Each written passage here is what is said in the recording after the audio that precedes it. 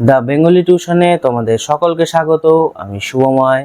আজ তোমাদের সোনার কাঠি প্রবন্ধ, যা বিহার টেটের অন্তর্গত, সেই সোনার কাঠি প্রবন্ধের বিষয়বস্তু এবং এমসিকিউ প্রশ্নোত্তর নিয়ে আলোচনা করছি। সোনার কাঠি প্রবন্ধটি বিচিত্র প্রবন্ধ এই গ্রন্থের অন্তর্গত। এই প্রবন্ধটি জ্যৈষ্ঠ 1322 বঙ্গাব্দে প্রকাশিত হয়েছিল। এই প্রবন্ধে লক্ষ্য করা যায় রূপকথার জগতে রাক্ষসের সেই যে লাঠির জাদুমন্ত্র বলে সেই রাজকন্যার ঘুমিয়ে থাকার সঙ্গে আমাদের দেশের গীতিকলার তুলনা করেছেন প্রাবন্ধিক। সচেতনকে যদি বলা হয় তুমি এটুকুর মধ্যেই চিরকাল আবদ্ধ হয়ে থাকবে আর এক পাও বাইরে যাবে না, তাহলে চৈতন্যকে অপমান করা হয়। প্রাবন্ধিক বলেছেন ঘুম পাড়িয়ে রাখার সুবিধা হলো দেহের মধ্যে প্রাণটা টিকে থাকে, মনের বেগটা একেবারেই বন্ধ হয়ে যায়, নয়তো আমাদের মন অদ্ভুত পথহীন লক্ষ্যহীন এক রূপকথার জগতে বিচরণ করতে থাকে। আমাদের দেশের গীতিকলা মোহরাক্ষসের হাতে পড়ে চিরকাল ঘুমিয়ে রয়েছে একথা প্রাবন্ধিক মনে করেছেন। তাকে পাহারা দিচ্ছে চেরিরূপী ওস্তাদের দল। তাকে পাহারা দেওয়ার কারণ হলো যাতে পাছে কোনো আগন্তুক এসে তার ঘুম না ভাঙিয়ে দিয়ে যায়। প্রাবন্ধিক এটাও বলেছেন আমাদের দেশে গান জিনিসটা আর কিছুতেই চলছে না। ওস্তাদেরা মনে করেন গান জিনিসটা তো চলবার কোনো জিনিস না, সেটি শুধু বৈঠকখানায় ব্যবহৃত হবার জিনিস। আসলে আমাদের বৈঠকখানার যুগ শেষ হয়ে গিয়েছে। এখন সেখানে বসে আড্ডা দেওয়া আর হয় না, এখন তার নাম পাল্টে হয়ে গিয়েছে মুসাফিরখানা। প্রাবন্ধিক এটাও বলেছেন জগতের যা কিছু স্থির হয়ে রয়েছে তার খাতিরে আমরা তো আর স্থির হয়ে চিরকাল বসে থাকতে পারবো না। প্রাবন্ধিক এটাও দেখেছেন বা আমাদের বলেছেন 50 বছর আগে বড় বড় গাইয়ে মানে যারা গান করত তারা বহুদূর থেকে কলকাতায় শুধুমাত্র গান করতেই আসতো। উপরন্তু দেখা যায় আমাদের শহরে এখন বক্তৃতা সভার অভাব নেই, মানে প্রচুর পরিমাণে বক্তৃতা সভার আয়োজন করা হয়, কিন্তু গানের আসর সে তো আর বসে না। সমস্ত তান মন লয় ইত্যাদি দিয়ে যে বৈঠকি গান আগেকার দিনে হতো সেটিকে এখন কেউ আর বরদাস্ত করতে পারছে না। মানে বরদাস্ত করার যে মজবুত লোক এখনকার যুবকদের মধ্যে সেই প্রবাহটা, মানে সেই যে একটি লক্ষণ, সেই লক্ষণ যুবকদের মধ্যে আর দেখা যাচ্ছে না।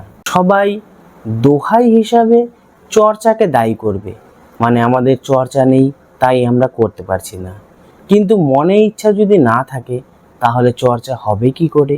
আমাদের সাহিত্যে যদি কবি কঙ্কন, ধর্মমঙ্গল, মনসামঙ্গল, অভয়মঙ্গল ইত্যাদি কবি গান যদি অনায়াসে চলতো তাহলে প্রাবন্ধিক বড় গলায় বলেছেন 16 আনা লোক, মানে সমস্ত লোকরা সাহিত্য পড়া ছেড়ে দিত এবং এসব গানের চর্চা নিয়েই তারা মেতে উঠত।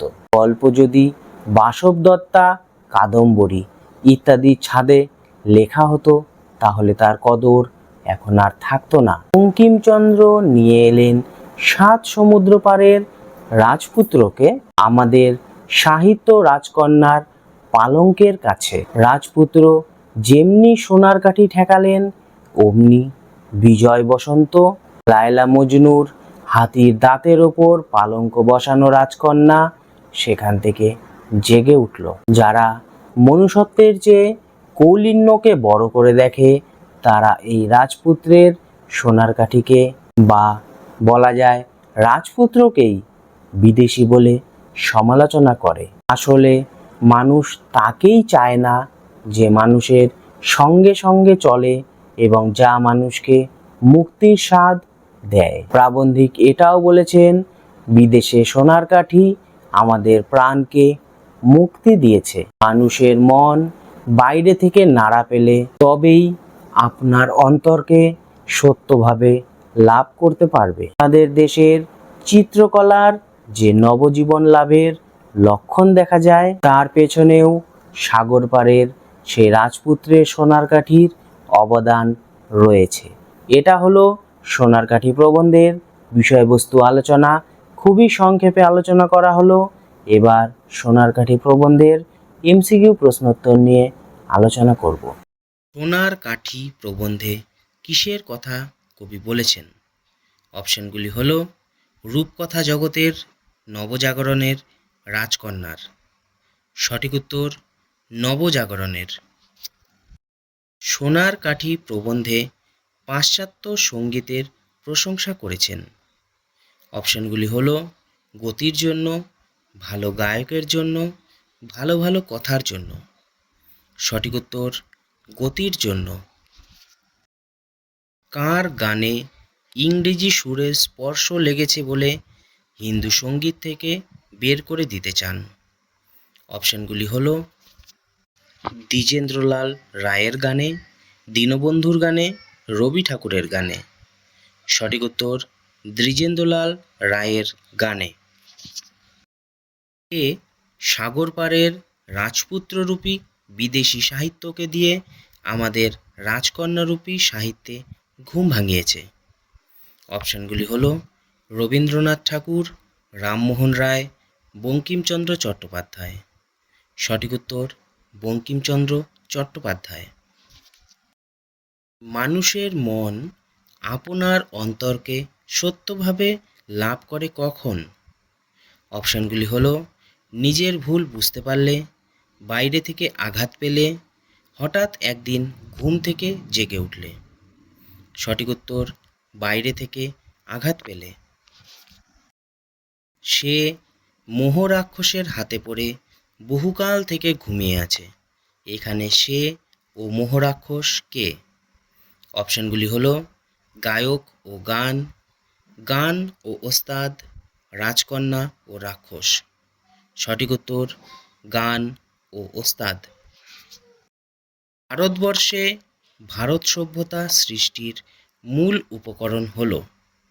অপশনগুলি হলো দ্রাবিড় মনের সঙ্গে আর্য মনের সংঘাত, দ্রাবিড় মনের সঙ্গে অস্ট্রিক মনের সংঘাত, দ্রাবিড় মনের সঙ্গে পাশ্চাত্য মনের সংঘাত। সঠিক উত্তর দ্রাবিড় মনের সঙ্গে আর্য মনের সংঘাত।